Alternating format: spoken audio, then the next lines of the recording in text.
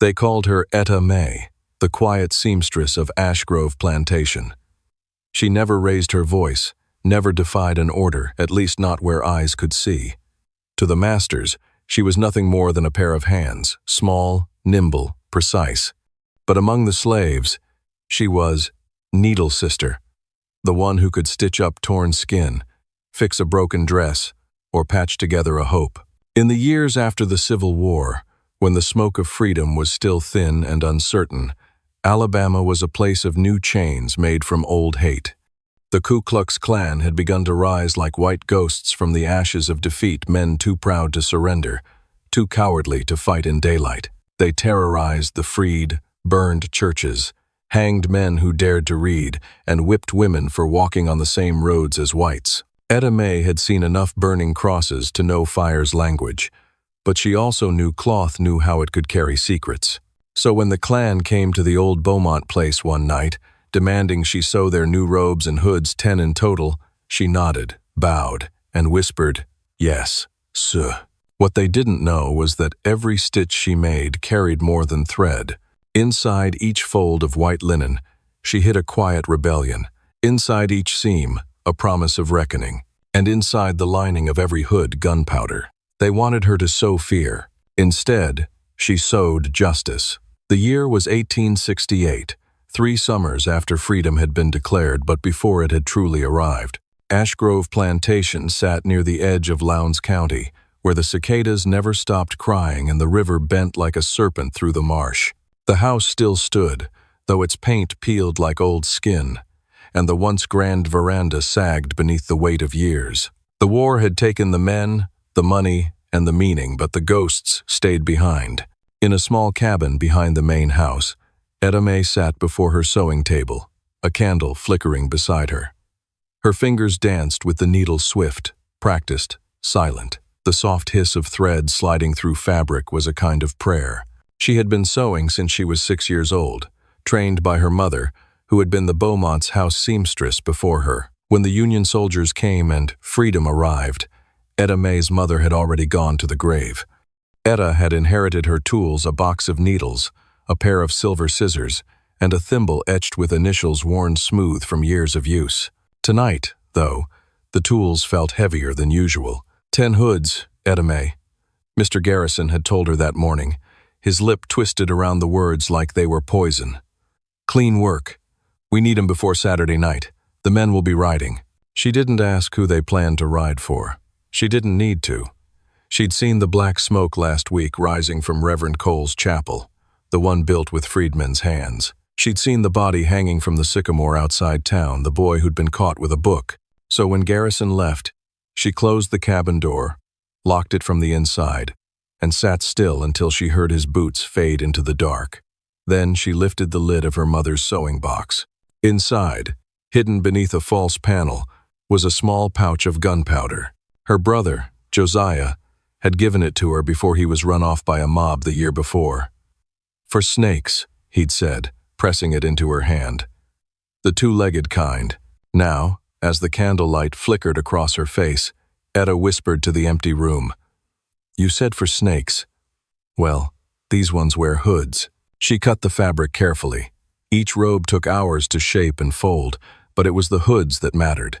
She sewed tiny pouches into their linings, small enough to go unnoticed, but enough to burn through fabric if sparked. By the time she finished the first one, dawn's first gray light was bleeding through the shutters. Her fingers trembled from exhaustion, but her heart beat steady. She set the hood aside, whispering, "That's one for you, Mama." Then she threaded her needle again. At noon, Sarah, another freedwoman who worked in the kitchen, knocked softly at Etta's door. "You all right in there?" she asked. "They sayin' you got special work from Mr. Garrison." Etta cracked the door open, her eyes calm. "Just sewing, that's all." Sarah frowned. "That all? You know what them men doing out there on Saturdays? They ridin' again." "I know." Sarah hesitated, searching Etta's face for something. "You ain't planning nothing foolish, are you?" Etta smiled faintly, a smile that didn't reach her eyes. "Ain't foolish if it's right." Before Sarah could press further, Etta shut the door softly. The latch clicked. Night fell again, thick and slow, as Etta worked by lamplight. Sweat dripped from her neck as she pressed the last seam into place. She had sewn 10 hoods, each perfect, each deadly. When Garrison returned to collect them, she greeted him with lowered eyes. "All done, Sue," she said, her voice even. He lifted one hood, holding it to the light. "Fine work," he muttered. "Always said you had a good hand, Etta May." She nodded, silent. "Saturday night, we ride," he said, grinning as he left. Etta watched the wagons disappear into the darkness. Then she sat down on her porch, the warm wind carrying the smell of pine and gun oil. Somewhere far off, an owl cried. "Saturday night," she whispered. "Then let the Lord judge who burns who." 2 nights later, in the black fields outside town, 10 riders gathered men, laughing under moonlight, their white hoods gleaming. They mounted their horses, torches ready. They never made it past the crossroads. The first spark came from a match, a careless flick to light a cigar. The night exploded into fire. The sound rolled through the valley like thunder. Flames swallowed cloth and bone alike. Back at her cabin, Etta May sat in silence, her hands folded in her lap, her face glowing orange from the distant blaze. When Sarah came running hours later, screaming that the Klan men had burned themselves, Etta only nodded once. She whispered almost to herself, "Didn't nobody sew that but me?" And as the fire died on the horizon, Etta reached for her mother's thimble and slipped it onto her finger. Her hand was steady. The war hadn't ended. Not really. But the seamstress of Ashgrove had just declared her own. The flames that consumed the men at the crossroads burned for hours, their smoke curling into the heavens like a prayer and a curse at once. By dawn, the road was a ruin-blackened earth, scorched saddles, charred shapes that no longer looked human. The horses had fled into the pines, their shrieks echoing through the hills long after the last ember died. When the sun rose, the people of Lowndes County came running. White men, wives in shawls, curious children peeking from behind wagons, all staring at the unholy sight. 10 bodies lay twisted, hoods melted into their faces, guns warped by heat. "The devil came here last night," muttered one farmer. But the sheriff, Tom Garrison's own cousin, a heavy man with suspicion in his eyes, stood quietly beside the wreckage. He bent down, picked up a half-burned hood, and rubbed the fabric between his fingers. "This ain't no accident," he said. "These robes caught fire too fast." And just like that, the whispers began. At Ashgrove, Etta May worked as if the world hadn't shifted. She sat by her window, mending shirts for the field hands, humming low hymns under her breath. But outside, fear grew thick as the heat. Sarah burst into her cabin by midday, breathless. "Etta, Lord have mercy. They say them Klan men burned like kindlin'. Every last one." Etta didn't look up from her stitching. "So I heard. They say it happened near the crossroads garrison too. Burned clean through. Ain't no one left to bury." Sarah lowered her voice. "You don't look surprised." Etta set her needle down slowly, her face still calm. "Surprise don't bring back the dead," she said. Sarah's eyes darted around the cabin, nervous. "They talkin' about the hoods, Etta. The sheriff say the fire started from them robes. You best be careful. He gon' come ask questions." Etta smiled faintly. "Then I'll give him answers he can't sew shut." That evening, the sheriff did come, his boots heavy on the porch, his face red from heat and drink. He carried a burned hood folded under his arm like a shroud. "Etta May," he said, his voice low, almost soft. "You made these?" "Yes, suh," she replied, meeting his gaze. "Mr. Garrison ordered them himself." "Something wrong with the cloth?" he asked, squinting. "No, suh. It was good cotton. You supplied it." The sheriff frowned, turning the blackened hood in his hands. "Funny thing. They say the fire came from inside the lining. You ever seen something like that before?" Etta tilted her head, as if thinking. "Can't say I have, suh. But the Lord's fire burns from the inside, don't it?" The sheriff stared at her a long moment. Her calm unnerved him. "You watch yourself, Etta May. Folks in town are looking for someone to blame." "I reckon they always are," she murmured. When he left, she closed the door behind him and pressed her forehead against the wood. Her hands trembled not from fear, but from release. 10 men gone. 10 white hoods silenced. But she knew hate didn't die that easy. That night, she dreamt of her mother again. The older woman stood in the fields, the sky burning red above her. "You done what I couldn't," her mother said. "But every stitch you pull got a price, baby girl." When Etta woke, her pillow was wet with sweat. The lamp had gone out, but she could still smell smoke.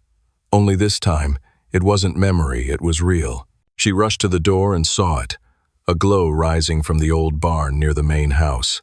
Flames licking the roof, embers flying into the sky. Men shouted, horses screamed, and in the chaos, someone pointed toward her cabin. "There, that's the witch who cursed him." Etta froze. Her breath caught. 2 men were coming, fast faces twisted with rage, torches in hand. Sarah burst out from behind the smoke, shouting, "Run, Etta! Go to the river!" Etta grabbed her sewing box, the only thing she owned, and ran barefoot through the fields. The firelight chased her, turning the cotton rows into rivers of gold and blood. Behind her, she heard shouts, dogs barking, gunshots cracking the air. But Etta knew these fields better than any of them. She ducked under fences, cut through the canebrake, and reached the riverbank, gasping. She opened her sewing box and saw the pouch, what was left of her brother's gunpowder. Her hands shook as she held it. "You said for snakes," she whispered again. Then she turned, her eyes fierce. From the ridge above, the mob's torches bobbed closer. She tossed the pouch into the river, gone, carried by the current. Then she slipped into the dark water after it, the cold biting her skin. She swam until the voices faded. By morning, the mob had burned her cabin to ashes. They found nothing inside but a melted thimble and a few needles. The sheriff stood over the wreck, hat in hand. "She gone," he muttered. "Good riddance," one of the men spat. Witch got what she deserved. But as they turned away, something caught the sheriff's eye. A faint trail of fabric snagged on a fence post, torn and damp. A piece of white cloth with blackened edges. He frowned. That night, miles downriver, a fisherman spotted smoke rising from a cabin deep in the swamp. When he approached, he found a woman sitting at a table, sewing by candlelight. Her fingers moved slow and steady, her face hidden beneath a shawl. "Ma'am?" the fisherman called. "You from town?" The woman didn't look up. "Not anymore," she said. He saw then what she was stitching, an old white hood, torn at the edges, black with soot. She folded it neatly and whispered, "They wanted a symbol. I'll give 'em one." When he told the story later, nobody believed him. But weeks after, more fires started barns, meeting halls, and one sheriff's wagon found burned to ash near the same crossroads. Some said the seamstress's ghost was walking again. Others swore she was still alive, sewing in the dark, her needle glinting like a blade. But the slaves of Lowndes County, free now, but never safe, they knew better. They whispered her name in secret, in prayer. Etta May, the fire seamstress. And whenever a white hood disappeared from a porch or a barn burned under moonlight, they'd smile faintly and say, "Looks like Miss Etta's still sewing." By autumn, the stories had spread beyond Lowndes County. They whispered through cotton fields, across back porches, and along train platforms where freedmen gathered after dusk. No one knew exactly what happened to Etta May, but everyone claimed to know someone who did. Some said she had drowned in the river that night, her spirit bound to the current like a ribbon. Others swore she'd crossed into Mississippi under a false name, taking work in a tailor's shop and sewing her vengeance into men's coats. But among the people who worked the land, the ones who still remembered the sound of chains, the tale grew into something else entirely. They said she came back. They said the seamstress's ghost walked on nights when the air hung heavy and no frogs sang, when smoke rose from nowhere and the scent of gunpowder lingered in the dew.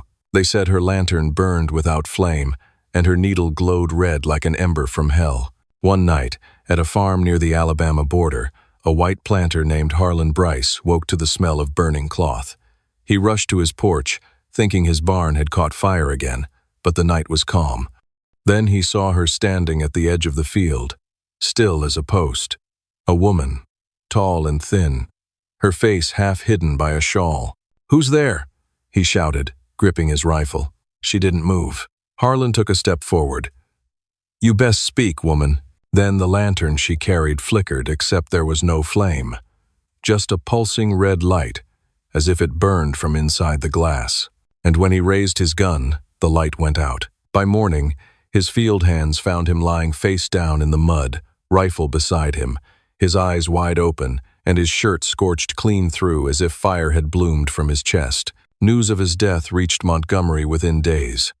White men muttered in fear, black folk in wonder. The name Etta Mae passed between them like a secret blessing. "Maybe she's the one settin' things right," an old freedman told a preacher. "Ain't no law gon' do it." But others warned against speaking her name too loudly. "You call her spirit, she come listenin'," one woman said. And Etta Mae don't stop once she start. Meanwhile, far from the gossip and fear, a woman who called herself Mrs. Carter worked quietly in a tailor's shop near Mobile. She was older now, her hair streaked with silver, her hands scarred but steady. The other seamstresses thought her strange she worked late into the night, humming to herself, her stitches too perfect to belong to anyone ordinary. One evening, the shop owner brought her a commission from a local gentleman's club. "White cloth," he said. 10 robes, same pattern as before. Paid in full. Her needle froze mid-air. The man frowned. "You all right, Mrs. Carter?" "Yes," she said softly. "I know the pattern." He nodded and left her to the work. As soon as the door shut, she locked it and laid out the fabric. Her hands trembled slightly as she touched it smooth, clean, untouched by sin. For a moment, she felt the old fear rise again. The smell of burning hoods, the roar of men dying in their own hate. But fear had no place left in her. She opened a small pouch hidden beneath her sewing kit. Inside was black powder fine as soot, ground from stones she'd gathered along the riverbank years ago. She smiled faintly. "One last stitch," she whispered. That week, Mobile hosted a parade for the Knights of White Redemption, their hoods shining like ghosts in the afternoon sun. The streets filled with onlookers, some cheering, others silent. When the band struck its tune, 10 riders moved in unison through the square. But halfway down the main street, one horse reared, shrieking, then another, and suddenly, fire bloomed. The robes went up like dry grass, white turning to red, red to ash. Screams echoed off the brick buildings. The crowd scattered. When it was over, only scorched cloth and broken sabers remained. Witnesses swore they'd seen a woman watching from a window above the tailor's shop, a figure in gray, holding a needle between her fingers. But when the sheriff stormed up the stairs, the room was empty. Only a single scrap of fabric lay on the floor. Sewn into it, with black thread, were 3 words: "We still burn." In the years that followed, Etta Mae became myth. Mothers told her story to their children as a warning and a comfort both. Preachers said her spirit roamed the South, stitching justice where no court dared. And whenever a cross failed to burn on some hateful man's lawn or a meeting hall collapsed in fire before the mob could gather, folks whispered her name again. "She's still sewn," they'd say. And she ain't done yet. One spring night, decades later, an elderly woman with one good eye sat by the riverside near Lowndes County, a lantern beside her and a piece of fabric on her lap. The light flickered gently, not red now, but warm and golden. She looked toward the water and smiled faintly. "I done what I could, Mama," she said to the wind. "Ain't no man in a hood gon' scare a soul in these parts no more." The water rippled once, softly, as if answering her. She threaded her final needle, tied it off, and whispered, "Rest now." When the morning sun rose, the chair was empty. Only the lantern remained still burning, though no oil filled it. And the fabric she'd been sewing fluttered in the breeze, words stitched in careful thread. "Freedom's cloth don't burn." By the time whispers of the burning parade reached Selma, Etta Mae was no longer just a woman, she was a story that breathed. They said her ghost stitched lightning into the sky, that thunder was her spool unraveling. Some swore they'd seen her reflection in puddles after rain, her hands busy, her face calm. Others claimed, when you crossed the swamp at night, you could hear her humming a sound soft as thread but sharp enough to cut through silence. No one had proof she was alive, but no one dared doubt she existed. In 1892, a preacher named Isaiah Burke began to travel through Alabama's black settlements, carrying nothing but a Bible and a sack of charred cloth. Inside were scraps of burned white hoods. He would hold them up to his congregation and say, "Is greater than This is the cloth that once claimed to be pure. But even pure things burn when lies soak 'em. Everywhere he went, people came to listen not to fear, but to hope. Behind him, stories of Etta May's vengeance always followed.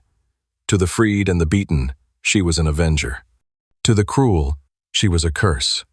To those who lived in the shadow of both, she was proof that fear could change direction. "Let the hoods fear us now," Burke said one night, raising his hand toward the stars. "Let their ghosts tremble when they speak her name." The crowd shouted it with him, "Etta May!" And the echo rolled through the pine hills like thunder. But stories, once they gather power, stop belonging to the people who tell them. They start moving on their own. In the spring of 1894, a cotton mill in Decatur caught fire before dawn. The owners said it was lightning, but those who saw the flames told another tale. They said a woman in gray had been seen walking along the dirt road the night before, her lantern swinging gently, her eyes bright as coals. The fire burned so hot that metal warped, yet the fields surrounding it were untouched. A local man swore he found a strip of linen on his fence post the next morning. Sewn into it, in careful, even letters, were the words, "Thread by thread." When Burke heard the news, he only bowed his head. "She ain't hauntin' no one," he said. "She's finishin' what she started." White authorities, desperate to explain the strange pattern of fires, called it sabotage. They sent marshals and bounty hunters through the countryside, posting notices promising $500 for any information on the witch seamstress. But every time they thought they had her cornered, something strange happened. A warehouse burned, a gun misfired, a man's wagon wheel shattered on the same road his grandfather once patrolled in a hood. Superstition turned to fear. One sheriff in Perry County gathered a posse and ordered them to dig up the old graves near Lowndes Creek, certain they'd find her body and end the curse. They dug all day, but when they opened the final coffin, the one marked only by a spool of rusted metal, it was empty. Inside was a single piece of fabric, folded neatly, embroidered with crimson thread. The needle never sleeps. That winter, the fires stopped, but something else took their place.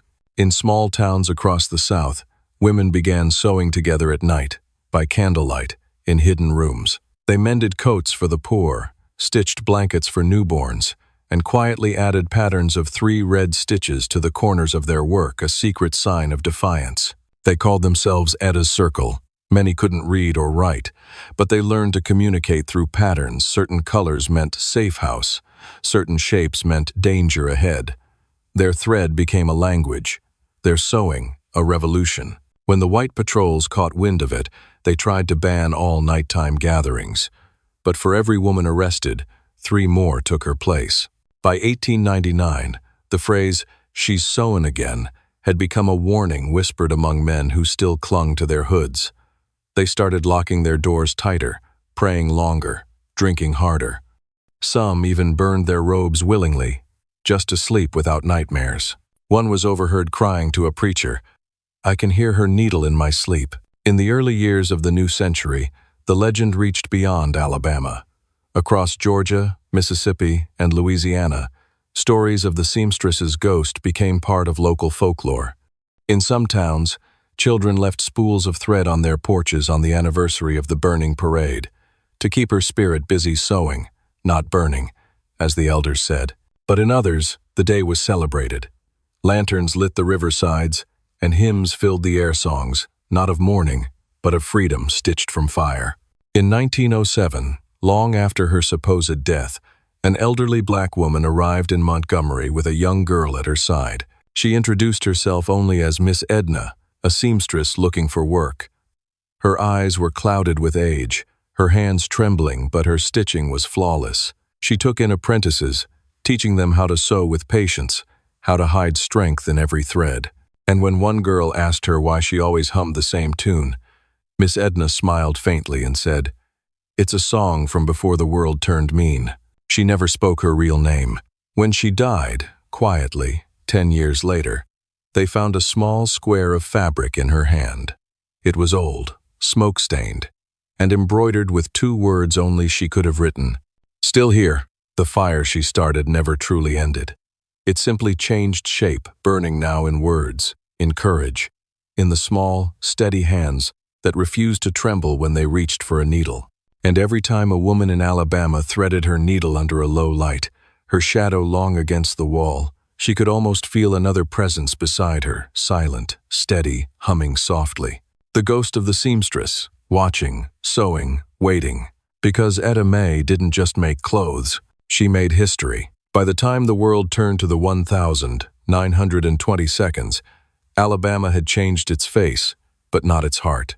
Factories hummed where plantations once stood, and the chains had been replaced with debt, laws, and fear dressed in fine suits. The Klan had returned under a new banner, holding rallies that promised purity and order. But beneath their speeches and torchlight marches, there was an unease because stories still traveled faster than their horses, and none spread faster than the one about Etta May, the seamstress of fire. In 1921, a new woman began showing up in small black communities across the South. Her name was Sarah Bell, a traveling dressmaker. She was quiet, polite, and fast with her needle. She'd fix a hem, mend a jacket, patch a quilt, and while she worked, she'd hum an old tune that some of the elders recognized but couldn't place. "Sounds like something my granny used to sing," one woman whispered. Sarah never said where she learned it. But whenever she left a town, she left behind something more than stitches. She left letters, tiny ones, sewn in thread, hidden in the folds of a dress or the edge of a blanket. When unfolded, they revealed maps, meeting points, names of sheriffs who could be trusted or couldn't. People began to realize her dresses weren't just clothing, they were messages. A secret network was forming again, like Etta's circle before it. Except now it had a purpose bigger than revenge. It had vision. It had memory. One evening in Montgomery, Sarah Bell entered a church basement filled with tired sharecroppers, laborers, and preachers. She spread out a quilt on the table, each square hand-stitched with different patterns. "This is the South," she said softly. "Every square stands for a town. Every line connects those who still believe we can rise." The crowd leaned in. The men saw a quilt. The women saw a code. The language Etta May had once begun in secret was alive again, threaded through generations of hands. "We sew," Sarah said, her eyes glinting, "because they never learned how to read our stitches." The room filled with nods, whispers, and the sound of calloused hands meeting in silent applause. Rumors began to swirl that Sarah Bell wasn't just a seamstress. Some said she was Etta's granddaughter. Others swore she was Etta herself, returned in another skin. And though she laughed off the gossip, she never denied it either. "Names don't matter," she said once to a journalist who tried to interview her. "But stories do, and mine ain't done yet." The journalist printed the quote the next day, and the Klan noticed. Within weeks, Sarah was hunted. Her shop was burned down in Birmingham, but she escaped. She was seen boarding a train eastward, carrying nothing but a black case of sewing tools and a roll of white cloth. A month later, the grand parade of the Klan in Atlanta was interrupted by something unexpected. As the hoods marched through the main street, one robe caught fire, then another, then another. The crowd screamed as flames leapt from one man to the next, not wild, chaotic fire, but a slow, crawling burn, as if the cloth itself had turned against its wearers. When they tore the robes off, the crowd saw the linings, tiny seams embroidered with a silvery thread, and within that thread was the faint smell of sulfur. On the last robe to burn, investigators found two small initials stitched at the neck, E.M. The event became known in local papers as the Atlanta Burning, though no one could explain how it happened. The official report blamed a defect in the manufacturing process, but those who remembered whispered another truth. They said Etta May had risen again, this time not in flesh, but in the skill of a woman who remembered her craft, her courage, and her code. Sarah Bell vanished soon after that day. Some claimed she was seen in Charleston, working at a tailor's shop. Others said she crossed the ocean, carrying her needles to Europe. But one letter, found years later in a hidden drawer of that Montgomery church, told a different story. It read, "Is greater than a woman's hands can build or burn. Mine have done both. What I make next will not kill, it will awaken. Let them wear their white robes. They forget who taught them to fear the fire. E.M. The legacy lived on through cloth. During the 1,930 seconds, women in the Black South began quilting together again, but this time their patterns told stories of defiance. Each quilt held hidden marks, symbols of roads, towns, and faces lost to time. Historians would later marvel at their beauty, never realizing that many of those decorations were maps. A few quilts bore a single symbol stitched in red, a needle wrapped in flame. Only those who knew the legend understood what it meant. By the 1,950 seconds, as the civil rights movement began to stir, the name Etta May was rarely spoken aloud, but her spirit lingered everywhere. A young woman named Rosa, ironing a white blouse before a long day of protest, told a friend, "My grandmother used to say, 'Keep your hands steady, even when the world trembles.'" And somewhere far away, in a museum basement in Atlanta, a curator unfolded an old robe from storage, a Klan hood blackened from age. When he turned it inside out, he froze. The seams glittered faintly in the light, and there, stitched in crimson, were two words no one could explain. "Still burning." With phaleric sand, Etta May had become more than legend. She was a language, a movement. A quiet hum passed from one woman to the next, hidden behind their daily work, stitched into the fabric of freedom itself. For every robe burned, for every life taken, there was a thread that remembered, refusing to break. And though the world forgot her name, every time someone picked up a needle to mend what had been torn, a whisper crossed their mind, soft as breath, fierce as fire, is greater than, "The needle never sleeps." By the 1,960 seconds, America was caught between two fires, one of hatred, the other of hope. The marches, the sit-ins, the boycotts, all of it pulsed with the energy of generations who had carried pain and purpose through bloodlines. And deep within that storm of voices and banners, there were women sewing again. They stitched flags, armbands, church banners, even simple handkerchiefs for the men who would stand before police dogs and water hoses. But in a small apartment in Montgomery, Alabama, an old pattern reappeared, one that no one could quite explain. On the back of a protest banner, a young seamstress named Naomi Carter stitched a small mark at the corner, a needle wrapped in flame.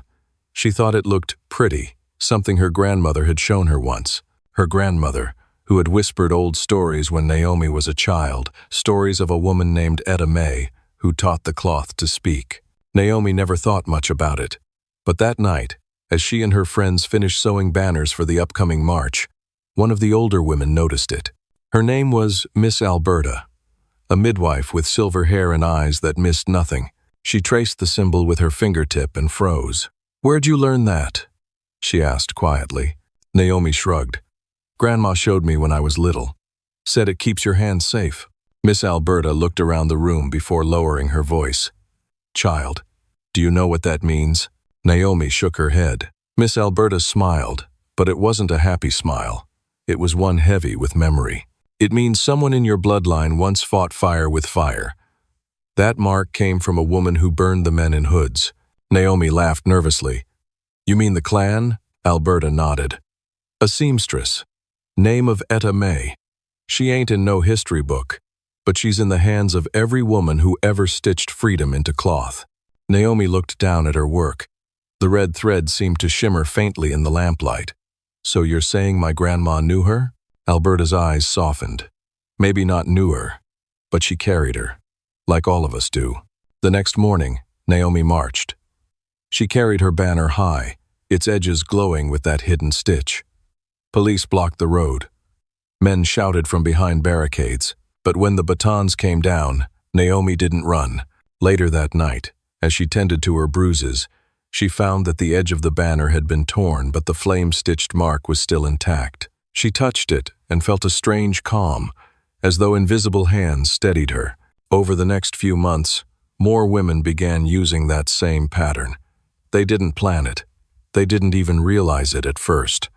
But when they gathered in safe houses to mend torn clothes and patch wounds, the same symbol would appear: a looped thread, a small flame, a hidden promise. The language of Etta May had returned again, passed down not through books, but through touch.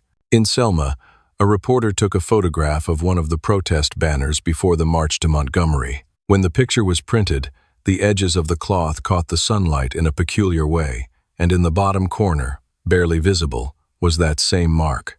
White officials dismissed it as a decorative flourish, but black women across the South recognized it.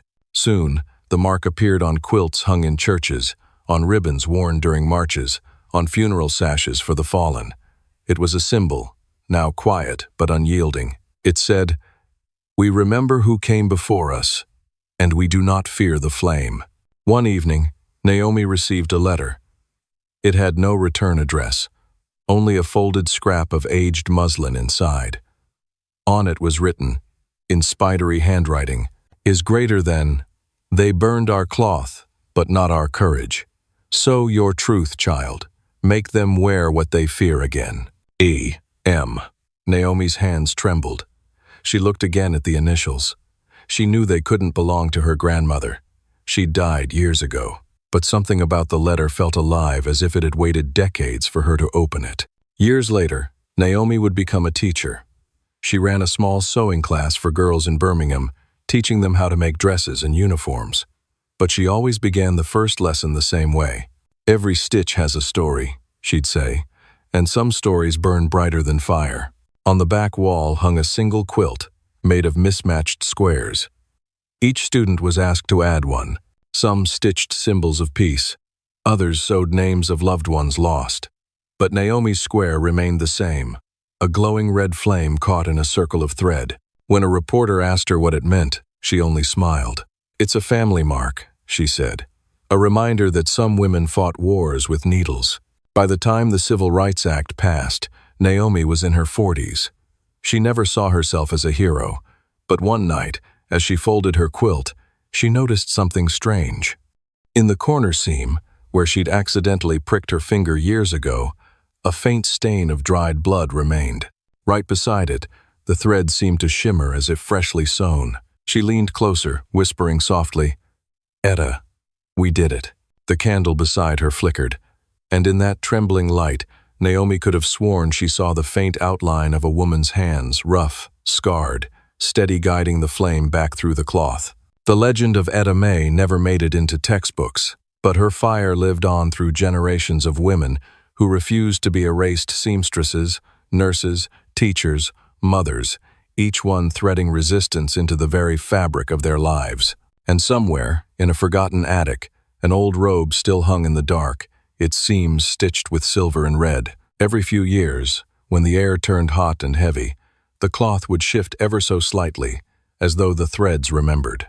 The mark remained unbroken, and if you held it up to the light just right, you could still see the words stitched along the inside, too faint for the eye but alive in the spirit. "Is greater than, the needle never sleeps." End quote. By the time the century turned, the symbol of the needle wrapped in flame had become a whisper among activists, a mark that appeared on handmade banners, protest scarves, and quietly on the cuffs of those who marched for justice. No one knew exactly where it came from anymore. But in a way, that was the point. It wasn't one woman's story anymore, it was everyone's. In 2015, Leah Carter, a documentary filmmaker and great-granddaughter of Naomi Carter, sat in her grandmother's old sewing room in Birmingham. The space smelled of cedar and old fabric. Boxes of thread lay in the corner, and sunlight filtered through lace curtains that fluttered like ghosts. Leah had grown up hearing fragments of the tale, a slave woman who had sewn something that burned back. As a child, she'd thought it was a fairy tale, part horror, part heroism. But when she found her grandmother Naomi's quilt, wrapped in muslin and sealed with wax, she realized there was more to it. At the bottom corner of the quilt was the same symbol, the flame within thread, and beneath it, stitched in nearly invisible red letters, were the initials E.M. Leah's heart raced. She recorded a note into her camera. "This mark has survived 150 years, she whispered. "I think it's time we listen to what it's been trying to tell us." Over the next months, Leah began tracing her lineage from her grandmother Naomi to Naomi's mother, to stories whispered in the old slave quarters outside Montgomery. She found references to a woman named Etta May, who worked as a seamstress on a plantation in the late 1800s. One court document mentioned her briefly, negress, missing after fire at the Miller estate. That was all it said. Leah drove to the ruins of what had once been the Miller plantation. The land had been sold and resold a dozen times, but the old smokehouse still stood, crumbling in the kudzu. She walked through the tall grass, her camera rolling, and felt something strange, like the air itself was humming. Inside the smokehouse, tucked behind a rotted beam, she found a rusted tin box. Inside it was a spool of black thread, a scrap of charred cloth, and a note written in shaky ink. Is greater than, they think the cloth burns clean. But it remembers. It always remembers. E.M. 1871. Leah sat on the floor, trembling. She could almost see Etta Mae's hands folding that note into the box, sealing it for someone who'd understand someone like her. The documentary became her life. She called it Threads of Fire. It followed the hidden history of enslaved seamstresses, women whose work clothed their oppressors, but also carried coded defiance. Leah interviewed historians, activists, descendants of former slaves. She learned that women had long used stitching as a secret language in quilts, in hems, in the smallest details only another woman would notice. But as she edited her footage, Leah began to notice something eerie. In every photograph, she used every old piece of cloth. Every archive, the symbol of the burning needle appeared faintly, sometimes in places it shouldn't have. On a Klan robe photographed in 1922, there was a subtle scorch in the fabric near the collar. On a civil rights protest banner from 1965, the bottom corner bore the same loop. And in a photo of Naomi Carter sewing in her kitchen, Leah's own grandmother, the sunlight reflected off her needle in a way that made it look aflame. Coincidence, she told herself. But deep down, she knew better. When Threads of Fire premiered in Atlanta, it drew hundreds. Historians praised it, students cried, and older black women sat silently, nodding. When the lights came up, an elderly woman approached Leah. She wore a long red scarf embroidered with the flame and thread mark. You told her story well, the woman said softly. Leah smiled. You mean Etta Mae's? The woman shook her head. No, child. Our story. The next morning, Leah returned home. The house was quiet, but she could still feel the hum from the old quilt upstairs. She laid it across the floor and pressed her palm to the corner where the initials were sewn. Something warm pulsed beneath the fabric, not hot, just steady, like a heartbeat. She whispered, Etta Mae, I hope I did you justice. The candles flickered, and for just an instant, the threads of the quilt glowed, faint and red, forming a shape, a woman's silhouette bent over a needle, surrounded by sparks. Leah gasped, tears welling in her eyes, but then the light faded, leaving only the cloth. That night, she received an email from a young designer in New York who'd watched the documentary. The subject line read, About the symbol, I've seen it before. Attached was a photograph of a protest banner from a 2020 march, the needle and flame stitched into the bottom corner. Leah's hands shook. The legend was alive again. She smiled, realizing then what Etta Mae had meant when she wrote, The cloth remembers. It wasn't just about vengeance, or even justice. It was about endurance, about how stories survive when people do not. In every movement, in every banner or scarf or folded flag, the hands of women still stitched defiance, not just Etta's, but Naomi's, and now Leah's too. The needle never stopped. It only changed hands. As dawn broke over Montgomery, Leah stood by her window, watching the sun rise through the gauzy curtain her grandmother had sewn decades ago. The light caught the thread just right, and for a heartbeat, she saw the faint glow of fire stitched in gold. She whispered the words passed down through her family, words that had no author, only a legacy. Is greater than, the thread breaks only when the story ends, and this story ain't done yet. Then she picked up her camera, her needle, and her purpose. The next chapter of Fire had already begun.